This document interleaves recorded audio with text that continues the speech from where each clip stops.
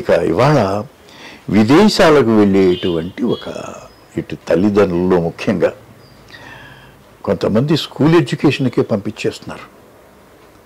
మామూలుగా పాఠశాల విద్య కూడా అమెరికాలోనో ఆస్ట్రేలియాలోనో ఇంగ్లాండ్లోనో చదివించాలి అనేటువంటి ఒక రకమైనటువంటి కుతూహలం పెరిగింది. ఫారిన్ ఎడ్యుకేషన్ ఒకప్పుడు నలంద తక్షశిల ప్రపంచం నలుమూలల నుంచి భారతదేశానికి వచ్చేవారు చదువుకోవడానికి నేర్చుకోవడానికి. ఇవాళ ఇక్కడి నుంచి పరిగెడుతున్నాం అక్కడికి. దూరపు కొండలు నునుపు అని పరిగెడుతున్నాం.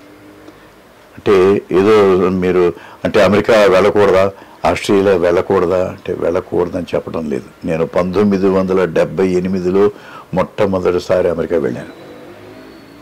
ఆ రోజుల్లో డాలరు $7.50.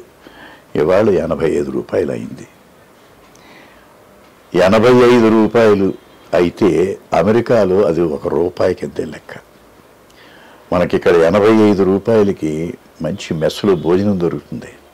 అక్కడ $1కి కనీసం కోకో కోలా కూడా దొరకదు, ఒక కూల్ డ్రింక్ కూడా దొరకదు $1కి. ఆ డాలర్ షాప్స్ అని ఉంటాయి, పనికిరాని వస్తువులు ఏవో దొరుకుతుంటాయి అక్కడ. ఒక పెన్ను, పనికిరాని పెన్నులు ఇలాంటివన్నీ దొరుకుతుంటాయి డాలర్ షాప్స్లో. చేత మన రూపాయికి ఇవాళ పర్చేజింగ్ పవర్ అంటారు దీన్ని. అంటే కొనుగోలు శక్తి ఉంది ఇవాళ. మాకు రూపాయి కూడా ఉంది. రూపాయికి ఒక షాంపూ ప్యాకెట్ వస్తుంది ఇవాళ. అక్కడ షాంపూ ప్యాకెట్ రాదు. మన రూపాయి పెడితే అక్కడ మినిమం $1 పెడితే తప్ప షాంపూ ప్యాకెట్ రాదు. అంటే 85 రూపాయలు పెడితే తప్ప చిన్న షాంపూ ప్యాకెట్ రాదు. చేత కొనుగోలు శక్తి ఉంది ఇక్కడ మనకి రూపాయికి. అక్కడ $5,000 నెల జీతం అనుకోండి. $5,000 అంటే 5/8 సుమారు $4 లక్షల రూపాయలు. $4 లక్షల రూపాయలకి అంత అద్భుతమైనటువంటి జీవన ప్రమాణాలు ఏమి ఉండవు అక్కడ. స్టాండర్డ్ ఆఫ్ లివింగ్ ఏమి ఉండదు.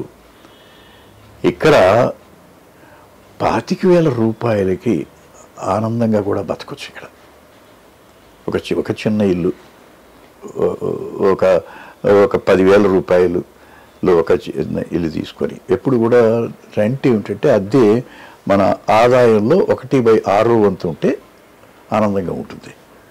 25,000 రూపాయల్లో 1/6 అంటే చిన్న ఏదో ఒక వాటాలుగా ఉంటాయి. 6,000, 7,000 రూపాయలకు, 8,000 రూపాయలకు. సుమారు ఒక 30,000 రూపాయలు అయితే చాలా ఆనందంగా బతకొచ్చు ఇక్కడ. ఒక చిన్న సైకిల్ కొనుక్కోను, లేదా చిన్న మోపెడ్ కొనుక్కోను, చిన్న స్కూటర్ కొనుక్కోను బతకొచ్చు. పెరగాలి, ఇంకా పెరగాలి. నైపుణ్యం పెరుగుతున్న కొద్దీ కూడా మనకి ఆదాయం పెరుగుతుంది. ఒకప్పుడు నేను ఏపీ ప్రొడక్టివిటీ కౌన్సిల్లో గంట లెక్చర్ ఇస్తే ఒక 30,000 రూపాయలు, 30 రూపాయలు ఇచ్చేవారు. 30 రూపాయలు ఇచ్చేవారు గంటకి. ఈవేళ ఎక్కడైనా ఒక కంపెనీలో ఒక గంట ఒక ప్రజెంటేషన్ చేస్తే మినిమం 10,000 రూపాయలు పే చేస్తారు. చేత ఎప్పుడు కూడా నైపుణ్యం పెరుగుతున్న కొద్దీ ఆదాయం పెరుగుతుంది. నైపుణ్యాన్ని పెంచుకుంటూ వెళ్ళాలి. ఇక్కడ బోల్డ్ అవకాశాలు ఉన్నాయి మన దేశంలో.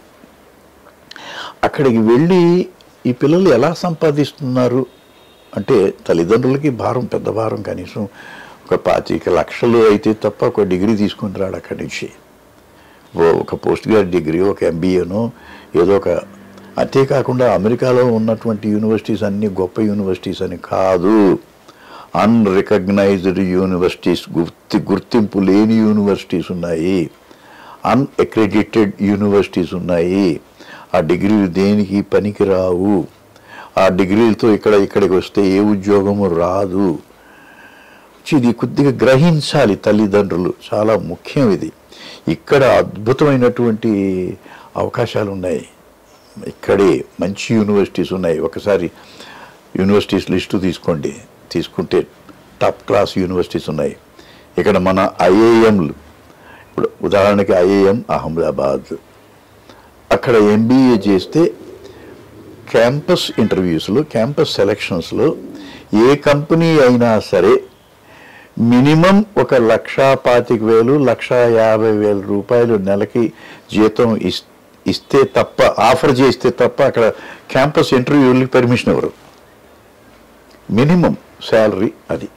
అక్కడ విద్యార్థులకి వాళ్ళకి చాయిస్ ఉంటుంది. అక్కడ ఒక 200 కంపెనీలు వస్తాయి, ఒక 200 కంపెనీలు వస్తాయి. ఆ కంపెనీలు ఆఫర్ చేస్తాయి, లేదా 100 కంపెనీలు వస్తాయి. ఆ కంపెనీలు ఆఫర్ చేస్తుంటాయి, మా కంపెనీలో చేరితే ఇది అంటే నువ్వు చూజ్ చేసుకోవచ్చు. అటువంటి అవకాశాలు మన దేశంలో ఉన్నాయి, మంచి యూనివర్సిటీస్లో. ఇక్కడ కూడా కొన్ని ఫేక్ యూనివర్సిటీస్ ఉన్నాయి, ఇక్కడ కూడా జాగ్రత్తగా చూసుకోవాలి ఆ యూనివర్సిటీలో చేరే ముందు.